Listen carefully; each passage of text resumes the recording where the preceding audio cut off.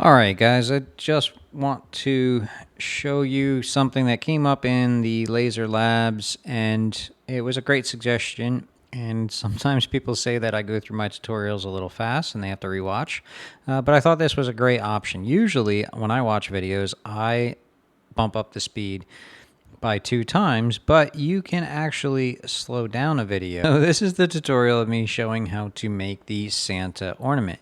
But if you ever find that it's going too fast for you, the playback speed here is set to normal. Actually cut that speed down by 3/4 or even half. Or if it's a slow spot, you can bring it up to 2 times. So that is a great tip. If you do find something going through and you keep watching and rewatching, you can bring that speed down and make the video at your own pace. I hope that tip helps. Like I said, I know I go fast, but when my videos are 18 to 40 minutes, I try to just get through the material as quickly as I can. I know sometimes that's too quick for some people, but I hope this tip helps you, and look forward to any other questions you may have in the Laser Lab community. Till next time, thanks for watching.